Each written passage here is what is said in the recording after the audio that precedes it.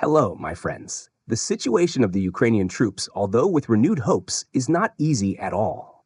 In Chasiv Yar, the Ukrainian forces await new ammunition after the United States approved a large military aid package, highlighting the constant challenges that Ukraine faces in maintaining its positions under intense Russian pressure. The arrival of this American military reinforcement is crucial, highlighting the tension and escalation of the conflict in the region. Chasiv Yar, due to its strategic location, becomes essential for Ukraine not only geographically, but also as a symbol of resistance against Russian advancement. The battle for the city symbolizes Ukraine's broader struggle to maintain its territorial integrity against a much stronger adversary. Statements from Ole Shiryayev, commander of Ukraine's 225th Separate Assault Battalion, illustrate the harsh reality of the conflict. The critical dependence on foreign ammunition and logistical support to sustain defensive operations. The resort to cluster munitions, despite their international ban, reflects the desperation for any tactical advantage, highlighting the willingness of Ukrainian forces to use all possible tools to repel Russian forces, even with ethical and legal implications. The acquisition of long-range weapons by Ukraine, capable of hitting strategic targets in territories occupied or annexed by Russia, like Crimea, shows an escalation in the use of advanced combat technologies. This strategy aims to cut Russian supply and logistics lines, a classic war tactic to weaken the enemy. However, the advanced technological capabilities also bring challenges, such as the need for integration with existing systems and proper troop training. The ongoing attacks by Russian drones highlight another facet of modern warfare: the struggle for technological and informational superiority. Equipped with thermal cameras, these drones increase the Russian capability to operate continuously, day and night, changing the traditional dynamics of the battlefield and increasing the pressure on Ukrainian forces, which already face resource and personnel limitations. Shiryayev's confidence that Russian forces will not conquer Chasiv Yar by a symbolic date reflects the Ukrainian view that Russian operations are strategic, psychological, and propagandistic. The dispute over Chasiv Yar transcends the struggle for territory. It is part of a larger war for narratives and political will, where each side seeks to affirm its resilience and determination, both on the battlefield and on the international stage. Meanwhile, Russia claims to have conducted an attack on the headquarters of the Southern Command Group of the Ukrainian Armed Forces, located in the port of Odessa. This information was provided by the Russian Ministry of Defense. They stated that the headquarters of the operational command of the Southern Grouping of the Ukrainian Armed Forces was hit by tactical and operational aviation, missile forces, and artillery. However, no further details about the attack were given. Only that the Russian forces were improving their positions along the entire front line. As we always comment, such information should be received with caution. It is important to note that it is not so common for Russia to comment on targeted hits, something quite different from Israel's actions in Gaza, for example. This fact does not make the Russian claim true as such, nor does it make the Israeli statements false. I am merely identifying a different communication strategy in the two cases. The question is whether Moscow is changing its communication strategy, or if this was just an isolated episode. Did Ukraine confirm the Russian version, and can we safely receive this information? No. On the Ukrainian side, prosecutors reported that residential buildings and civil infrastructure suffered damage in Odessa during the nighttime attack. The Southern Military Command added that administrative and residential buildings, as well as medical and educational institutions, were hit. Well, folks, while Ukraine celebrates the support received from Western partners, Russia is striving to increase weapon production. Russia's recent push to boost armament production and accelerate supplies to its forces in Ukraine demonstrates a clear understanding in Moscow of the importance of maximizing its conventional military power in this conflict. The realist maxim that military force is the ultimate arbiter in international relations is being applied starkly. The generous military aid package of tens of billions of dollars recently approved by the USA represents a serious counterweight to Russian efforts. Washington is massively injecting sophisticated weaponry, from artillery and rockets to anti-tank munitions and ammunition stocks, significantly bolstering Ukrainian military capabilities. This raises the risks of escalation and prolongs the bloodshed in this conflict at the heart of Europe. Despite initial setbacks, Moscow is gradually advancing along the extensive front line and declaring that U.S. support will not prevent its ultimate victory. However, some Russian circles fear that Western support may further inflame hostilities. Defense Minister Shoigu has made it clear that the volume, quality, and speed of weapon production need to increase to maintain the necessary pace of the offensive. Russia now controls about 18% of Ukrainian territory and has been gaining ground since Kiev's counteroffensive failed to make significant advances against Russian positions protected by deep minefields. The U.S. has warned that without further military aid, Ukraine could lose on the battlefield. However, with sustained support, its forces might hold out this year.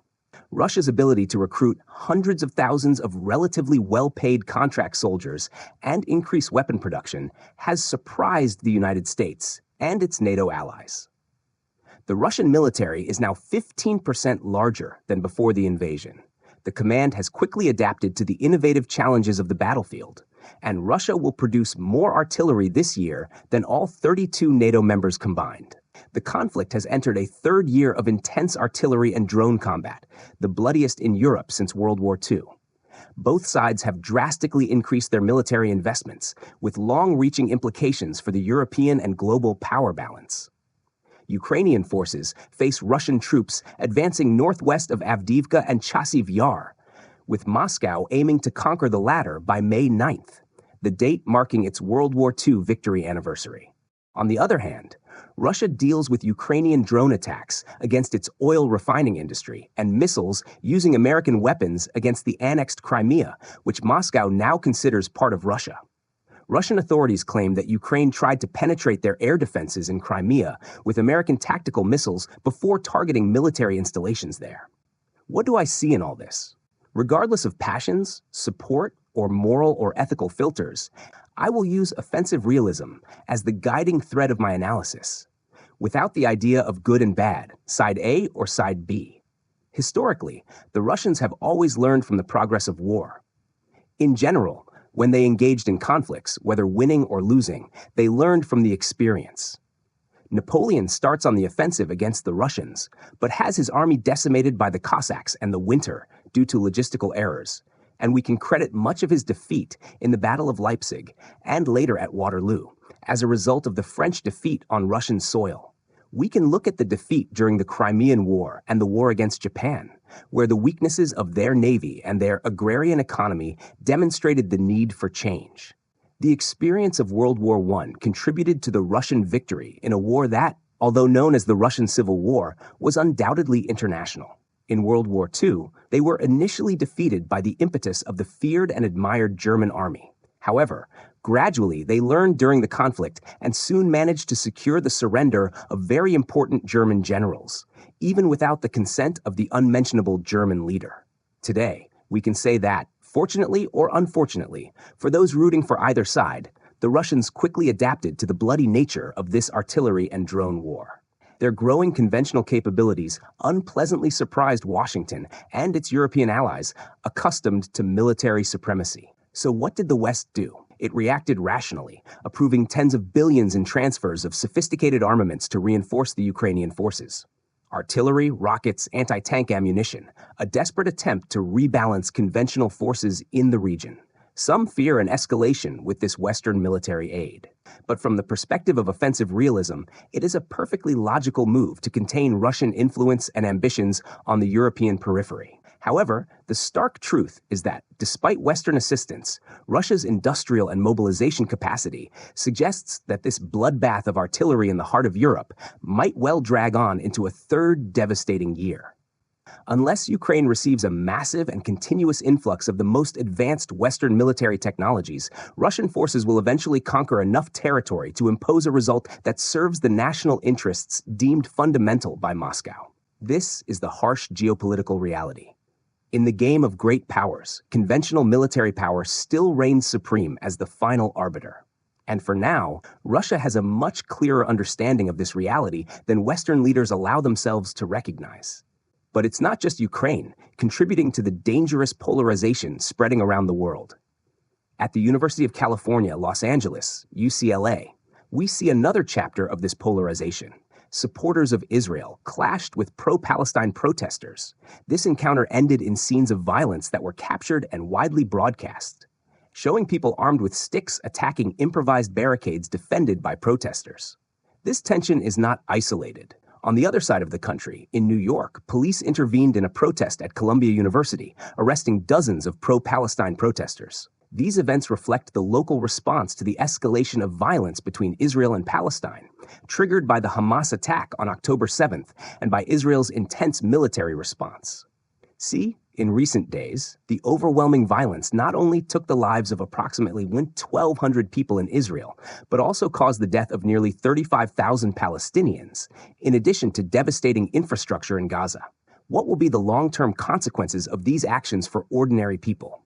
Returning to the incident at UCLA, the mayor of Los Angeles and local police intervened, classifying the violence as completely unacceptable. These events at American universities are a direct response to the conflict in the Middle East, but they also raise deep questions about the responsibility of institutions and individuals in conflict situations. What can we learn from this? How can we act to protect not only security, but also human dignity under such circumstances? However, it is not only at universities that the topic is drawing attention. Observing Turkey's recent decision on the international stage, we see diplomatic implications that could also have some impact. Ankara has decided to support an accusation of jinai by South Africa at the International Court of Justice. Note that yesterday we discussed the ICJ, but in a case involving Germany. What motivates a nation to position itself so prominently on the complex stage of international law? Hakan Fidan, the Turkish Minister of Foreign Affairs, announced that his country will present an official declaration of intervention at the Hague court, an important step in support of the Palestinians. This gesture is more than a simple show of solidarity. It reflects a more comprehensive strategy by Ankara to position itself as an influential defender of Arab Muslim people's rights. But what would be the impact of these decisions? Just legal? Can they really affect people's lives? By choosing to endorse the accusation of a genocide in Gaza, Turkey seeks to reaffirm its credentials as a regional power. However, this choice also raises questions about the true motivations behind this action and the human consequences involved. Think about the impact of a possible verdict against Israel. It may take years, but the mere possibility already intensifies the diplomatic conflict and could significantly change the balance of power in the Middle East. That's it for now. If you found this video helpful, leave a comment, share it on your social networks, give it a like, and of course, if you're not yet subscribed, subscribe to the channel and turn on the notification bell. Okay, folks, a big hug from Professor Aaron Alves.